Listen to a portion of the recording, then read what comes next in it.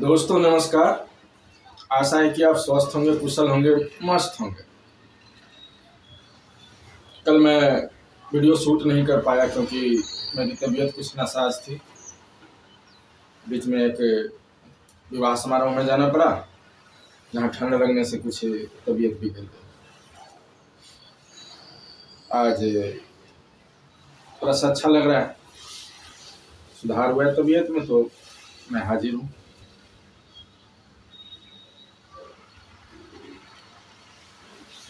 सबसे पहले मैं आज कुछ मोटिवेशनल बातें करना चाहूँगा।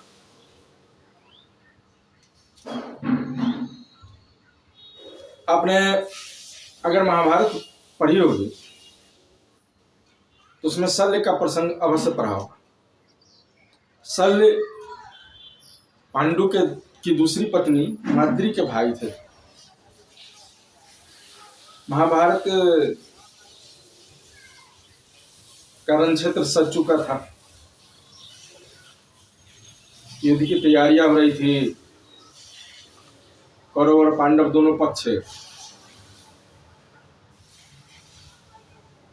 अपने अपने समर्थक राजाओं को अपनी ओर कर रहे थे, जुटा रहे थे, एकजुट कर रहे थे। शल्य मध्य देश चले अपने भांजों पांडवों की मदद करने के लिए।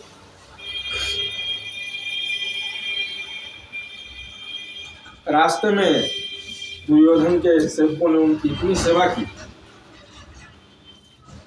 कि उन्होंने प्रसन्न होकर उनसे कुछ मांगने को कहा। ये सारी चालें शकुनी की थी। सेवकों ने मांग लिया कि आप मेरे स्वामी की तरफ से युद्ध लड़ें, हमारी ये मांग। शल्य वचनबद्ध हो चुके थे, क्षत्रिय वचन तो तोड़ते नहीं थे। तो जब उन्हें पता चला कि ये तो दुर्योधन के सेवक हैं, उन्हें भारी झटका लगा। लेकिन चूंकि वचनबद्ध थे, इसलिए उनको दुर्योधन से के पक्ष में शामिल होना पड़ा।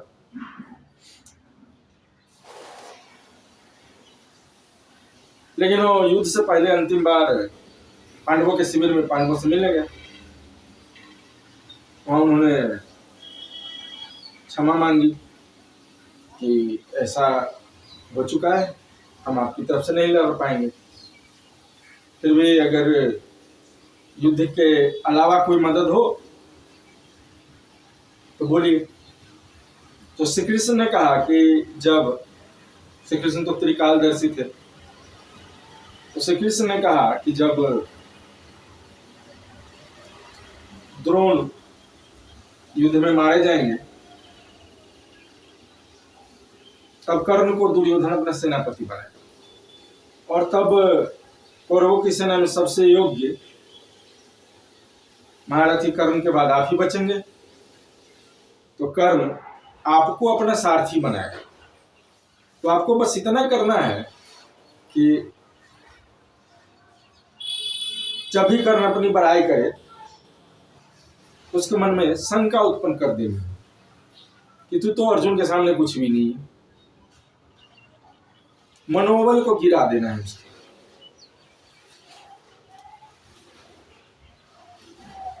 वैसे भी संस्कृत में कर्ण का अर्थ कान होता है और शल्य का अर्थ शंका। तो यहाँ प्रतीक भी है, व्यक्ति भी है। तो आपको भी जब प्रतियोगिता परीक्षाओं की तैयारी करेंगे तो विद्यार्थी जीवन में बहुत सारे शल्य मिलेंगे जो आपके मन में शंका उत्पन्न करेंगे। आपके कुछ सहपाठी, कुछ मित्र, कुछ ग्रामीण, कुछ पड़ोसी कहेंगे कि कंपटीशन देने से तो कुछ होता ही नहीं, हर जगह सेटिंग है।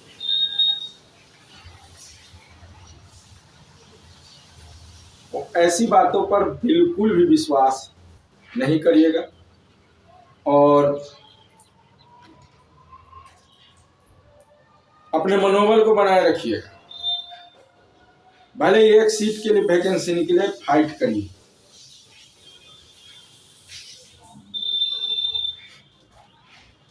ऐसा नहीं है कि आप अकेले भरिएगा, एक सीट के लिए हजारों बच्चे भर सकते हैं, लेकिन फाइट करिए। नैदन्यम न पलायनम, बिना युद्ध के हार मत मानिए। और जो इस तरह के लोग हैं जो आपके मनोबल को गिराना चाहते हैं, उनसे दूर रहिए, उनके संपर्क में ही मत आइए।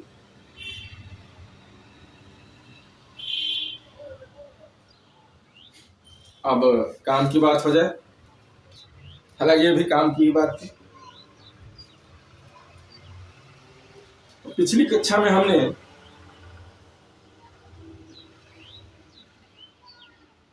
पाषाण काल के बारे में जानकारी प्राप्त की थी।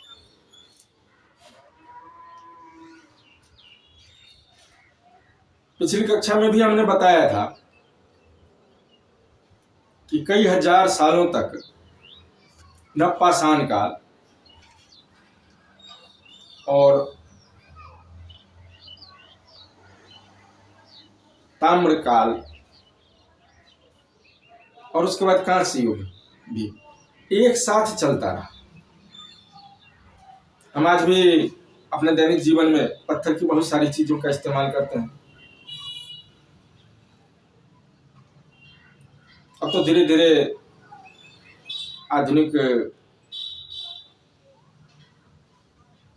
जीवन शैली में जांता या चक्की का प्रयोग कम होने लगा है। अब लोग सिलबट्टे पर मसाला भी पीसना नहीं चाहते, मिक्सी आ गई है, चक्की आ गया है। फिर भी काफी सारे घरों में आज भी आपको इन दो वस्तुओं का, जो पत्थर से बने होते हैं, का प्रयोग व्यापक रूप से होता हुआ दिखेगा।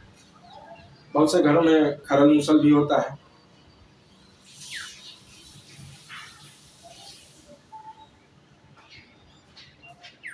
तो पाषाण काल में जिन वस्तुओं का उपयोग करना मानव ने शुरू किया, उनमें से कुछ वस्तुओं का उपयोग हम आज के दैनिक जीवन में भी करते हैं।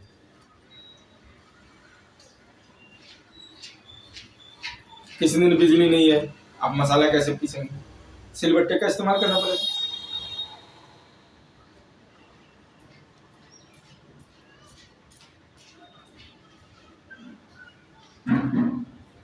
तो आज हम पहले बात करेंगे नवपाषाण काल की, फिर थोड़ी सी बातें ताम्रपाषाण काल की भी होगी। ताम्रपाषाण काल मतलब ऐसा काल जिसमें तांबे का प्रयोग शुरू तो हो गया था, लेकिन पाषाण काल पत्थर के वस्तुओं का भी प्रयोग व्यापक रूप में साथ साथ चल रहा था, साथ साथ किया जा रहा था।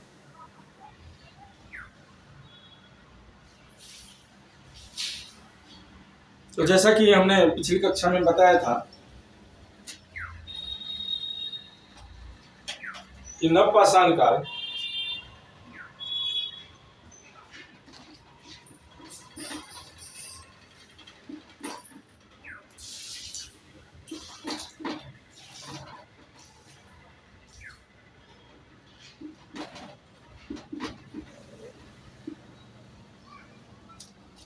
जिसे अंग्रेजी में नियोलिथिक एज कहते हैं। नियो का मतलब नया होता है, लिथिक का मतलब पत्थर, पाषाण।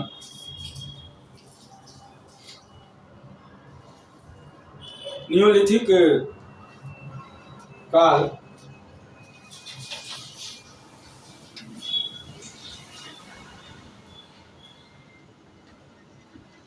दस हजार ईस्वी पूर्व से मोटे तौर पर 3500 ईस्वी पूर्व तक चला। अगर हम दक्षिण भारत में देखें तो बाद के समय तक ही भी चलता रहा। कहीं कहीं तो 1200 ईस्वी पूर्व तक भी चलता रहा दक्षिण भारत में नवपाषाण का।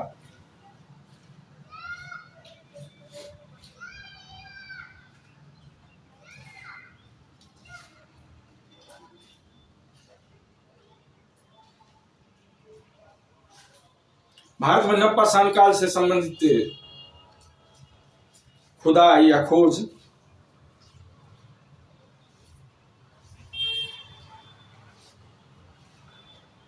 (1842) में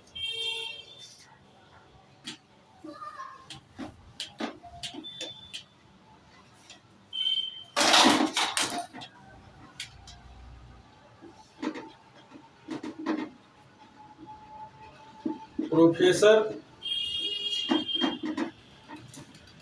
प्राइमरोज ने शुरू करवाई थी। सबसे पहले उनका ध्यान गया इस ओर।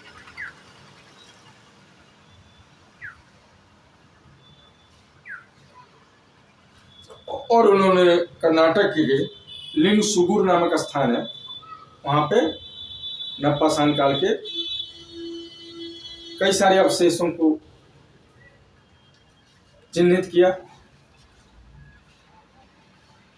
दुनिया का ध्यान आकर्षित किया है। बाद में कई सारे स्थानों पर नवपाषाण कालीन अवशेष मिले, जिनमें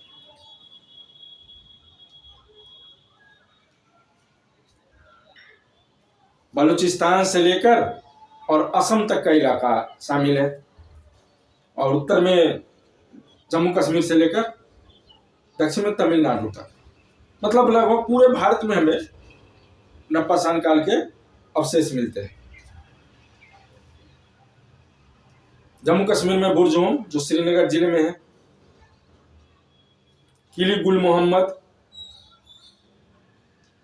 राना घुंडई, जो बलूचिस्तान में है पाकिस्तान के,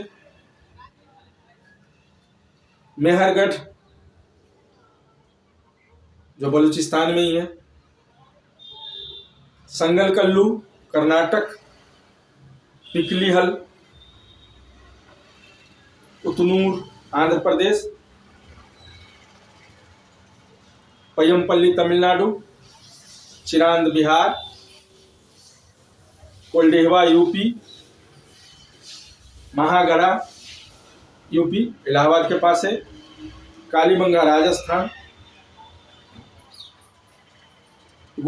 गुफकराल कश्मीर,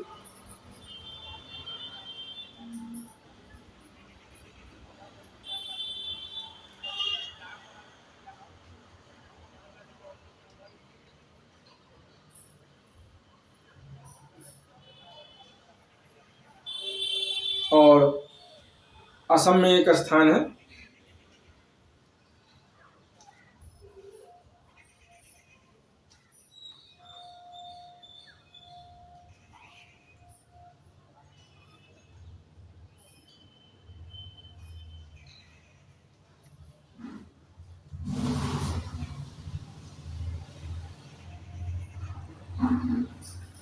जहां पर नवपाषाण काल के अवशेष प्राप्त होते हैं। नवपाषाण काल में जीवन में क्या परिवर्तन हुए? पत्थर की ओखली बनने लगी, मिट्टी के बर्तन बनने लगे। हालांकि प्रारंभिक जो बर्तन है, यहाँ में असम में जो स्थान है उसका नाम शायद दाजली हडिंग, ऐसे ही कुछ नाम है। तो पत्थर के उखल बनने लगे, चक्की का काम, चक्की से पिसाई होने लगी, सिलबट्टे का प्रयोग होने लगा।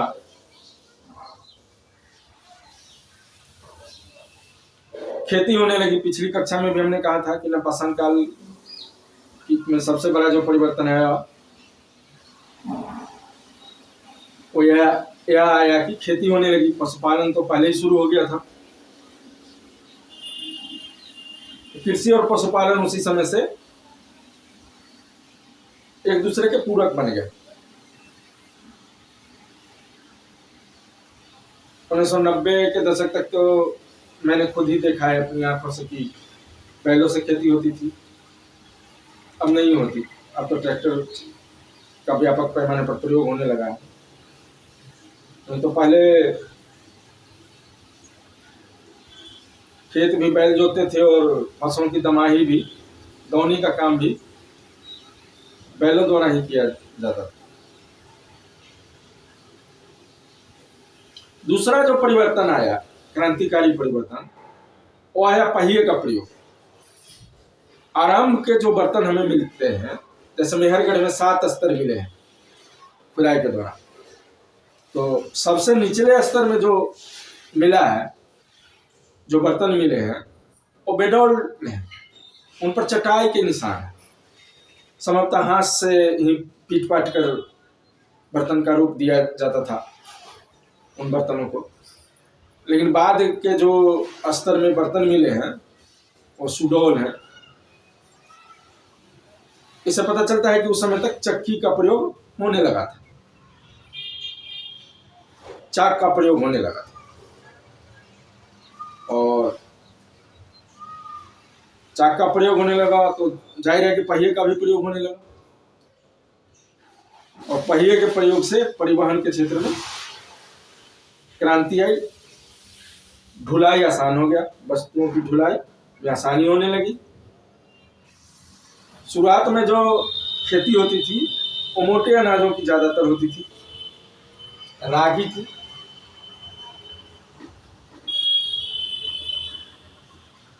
यह काफी प्रसन्नता का विषय है कि वर्तमान सरकार ने भी रागी के फसल को काफी प्रोत्साहित किया है, और इसके लिए अंतर्राष्ट्रीय स्तर पर उस भारत के पहल की सराहना भी की जा रही है। इसके साथ साथ मूंग, कुर्थी, गेहूं, जौ, धान, इनकी भी खेती होने लगी थी। धान की खेती के सबसे प्राचीन प्रमाण हमें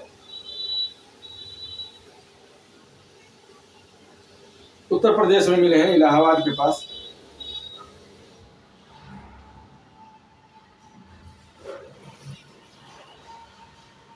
कोल्डेहवा में मिले हैं, इलाहाबाद के पास, जहाँ पता चला है कि 7000 ईस्वी पूर्व पहले भी धान की खेती की जाती थी। और लहुरा देव नामक स्थान है उत्तर प्रदेश के संत कबीर नगर में, वहाँ भी धान की खेती के प्रमाण मिले। और लहुरा देव के जो प्रमाण है वो 8000 ईस्वी पूर्व के हैं, जो दुनिया में सबसे पुराने प्रमाण है। मतलब कि दुनिया में सबसे पहले धान की खेती भारत में शुरू हुई। आज भी हम देखते हैं कि आज जो पाकिस्तान बन गया है, जो पश्चिम उत्तर भारत था, या पश्चिमी भारत जो पंजाब का इलाका है, वहाँ गेहूं की खेती ज़्यादा होती है, वहाँ के लोग गेहूं ज़्यादा खाते हैं।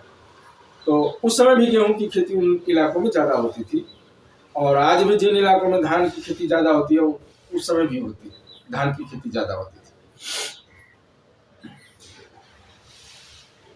इसके साथ साथ मसूर की खेती भी होती थी।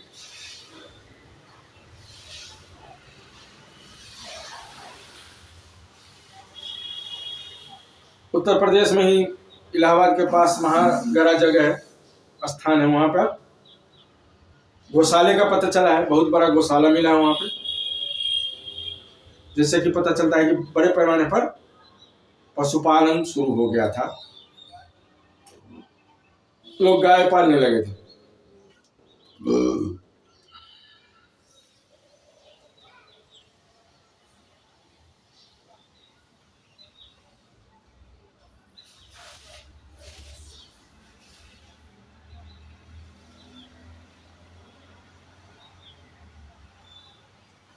नवपाषाण काल के दौरान एक और भी विचित्र चीज देखने को मिलती है।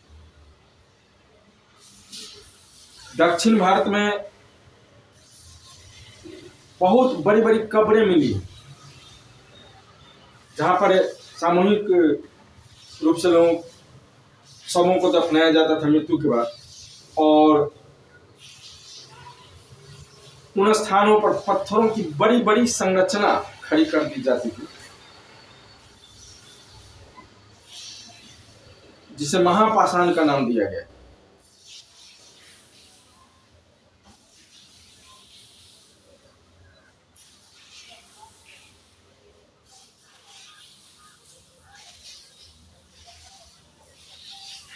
राज्य या राजा की अवधारणा नहीं आई थी उस समय,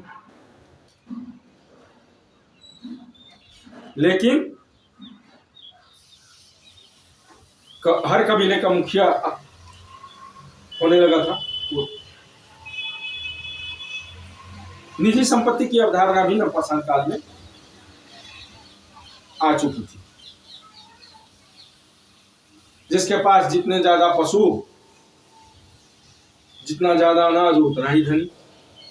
उस समय सिक्का तो होता नहीं था, पैसा होता नहीं था, ना ही जमीन की कमी थी।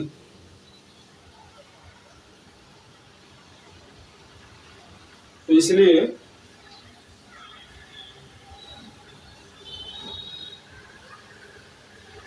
जमीन या पैसे को लेकर अमीरी गरीब का निर्धारण नहीं होता था। अमीरी गरीबी पशुओं की संख्या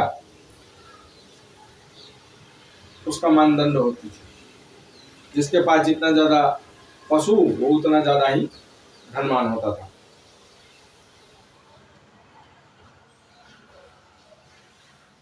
समाज में श्रम विभाजन नहीं हुआ था। जो आज हम देखते हैं वर्ण व्यवस्था, उस तरह की कोई बात नहीं थी। लेकिन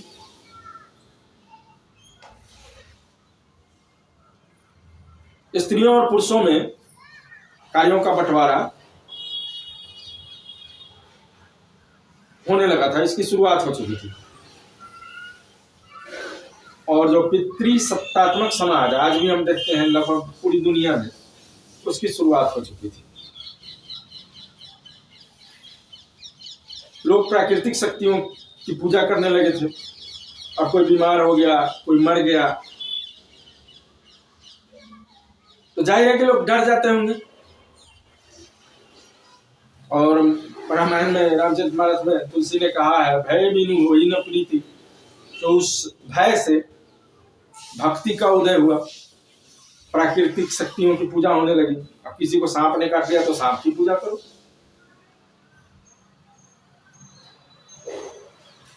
पेड़ पौधों की पूजा होने लगी, क्योंकि पेड़ पौधों से दवा का काम लिया जाता था।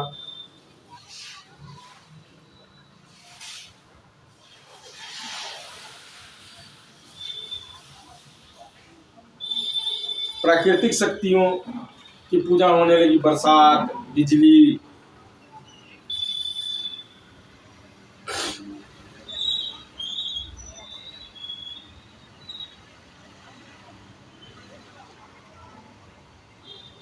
तो इस तरह से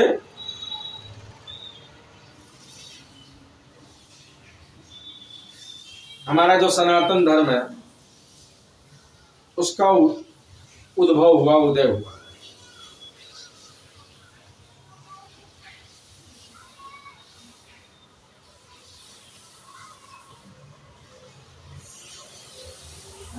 नवपाषाण काल से ही ताम्र युग की भी शुरुआत हो गई। जैसा कि मैंने शुरुआत में कहा अभी थोड़ी देर पहले कि ताम्र युग और पाषाण काल साथ साथ चल रहे थे। ताम्र पाषाण युग भी इसे कहते हैं, या अंग्रेजी में चाल्कोलिथिक एज भी कहते हैं।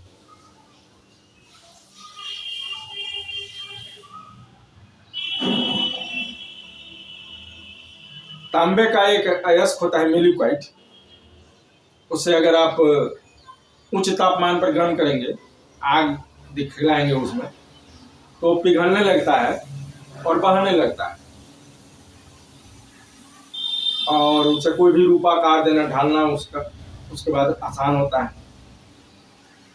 तांबा ऐसे भी स्वतंत्र रूप से भी पाया जाता है धरती पर। तो यही कारण था कि मानव सबसे पहले धातुओं में अगर हम देखें तो तांबे के संपर्क में है। तांबे का प्रयोग करना उसने सीखा और धीरे धीरे इसमें काफी पारंगत हुआ।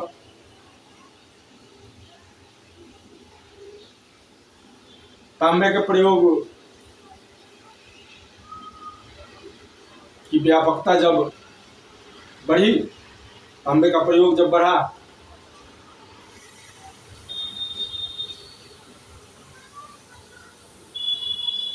तो जनसंख्या बढ़ी, अस्थायी बस्तियां बनने लगी।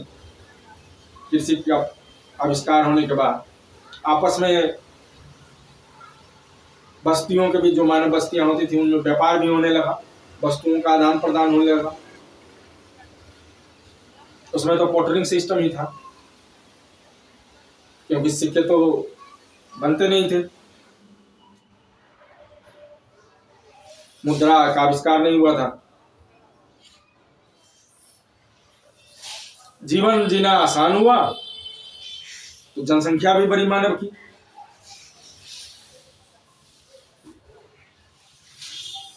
किला नुमा शहर बनने लगे,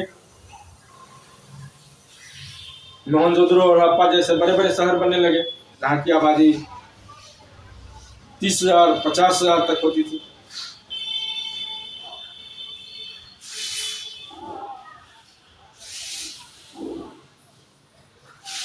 तो हम पाते हैं कि नवपाषाण काल के अंत में और ताम्रपाषाण काल की शुरुआत में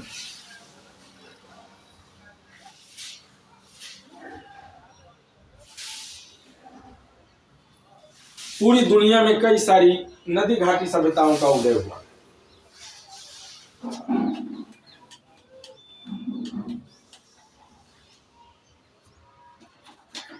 जिनमें भारत में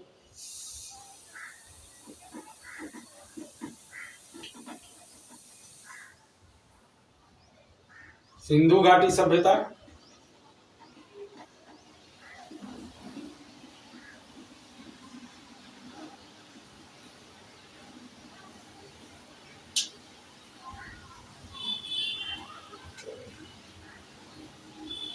चीन में चीनी सभ्यता,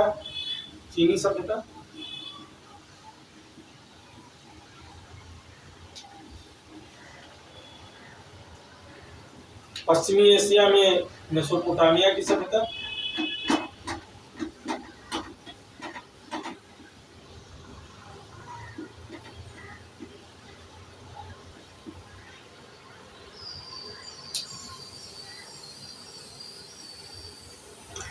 अफ्रीका में मिस्र की सभ्यता,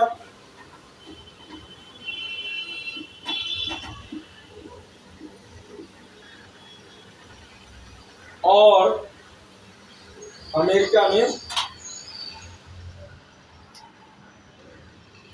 माया सभ्यता।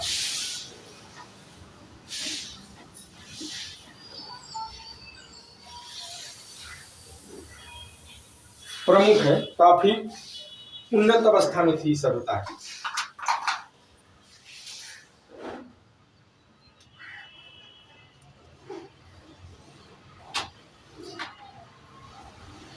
अब आप कहेंगे कि नदियों के किनारे ही क्यों नदी घाटी सभ्यताओं का उदय हुआ, इन सभ्यताओं का उदय हुआ?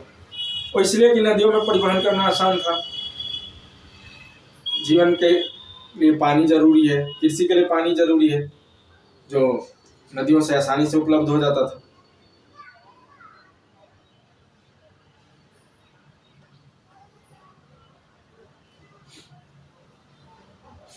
इन सारी सभ्यताओं में भी, हालांकि हर सभ्यता की अपनी अपनी विशेषता है। मिस्र की सभ्यता में हम पाते हैं कि तांबे का प्रयोग सबसे ज्यादा होता था। तांबे के प्रयोग में इन्होंने सबसे ज्यादा कुशलता प्राप्त कर ली थी।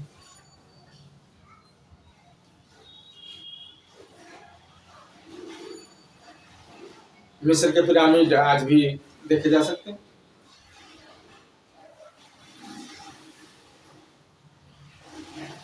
इतने बड़े आकार में इतना ऊंचा भवन बनाना, पता नहीं उस समय कैसे बना होगा, और इतने बड़े बड़े पत्थर के टुकड़ों को ऊपर इतनी ऊंचाई तक कैसे ढोकर ले जाया गया हो।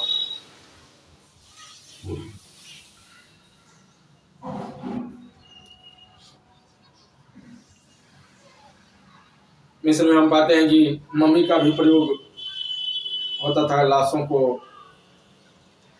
संरक्षित रखने के लिए विशेष तरीका अपनाया जाता था।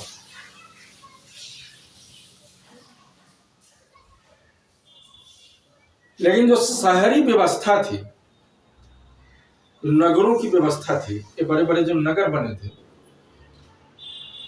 इन सभ्यताओं में, ये सारी सभ्यताएं नगरीय सभ्यता थी। इससे पहले नवपाषाण काल में हम पाते हैं कि ग्रामीण सभ्यता थी, छोटी छोटी बस्तियां होती थी। फिर नगरीय सभ्यता आई, फिर नदी घाटी सभ्यताएं आई। तो बड़े बड़े जो नगर होते थे उनमें सबसे ढंग से, सबसे सुव्यवस्थित तरीके से जो नगर बसाए गए थे जिस सभ्यता में, वो सिंधु घाटी सभ्यता थी।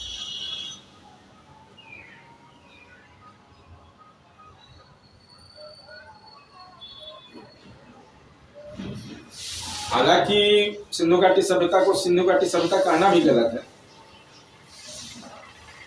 क्योंकि अब तक जो लगभग 1400 स्थलों की खोज हो चुकी है, एक विशाल परिक्षेत्र में 20 लाख पर किलोमीटर के बड़े क्षेत्र में। मुझे नहीं लगता दुनिया में कोई अन्य सभ्यता का क्षेत्रफल इतना बड़ा रहा हो।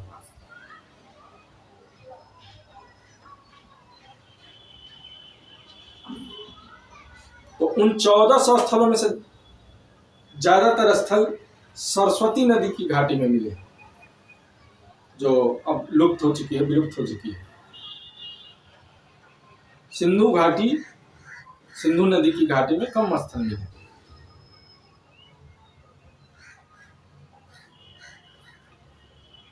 फिर भी नामकरण एक बार हो गया सिंधु घाटी सभ्यता, तो वही चलता रहा।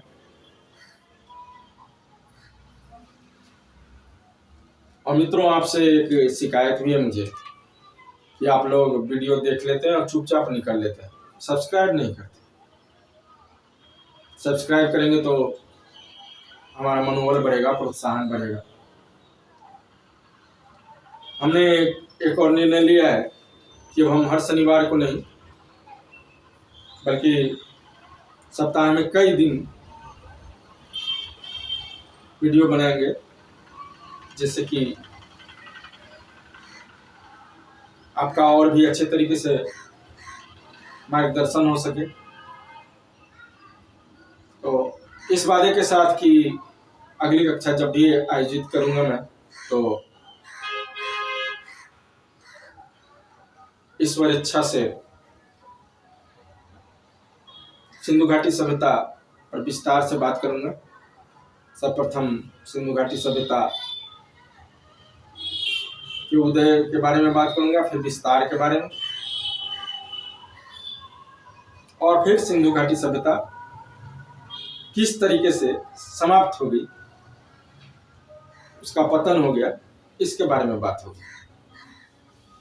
तो तब तक के लिए अलविदा, नमस्कार।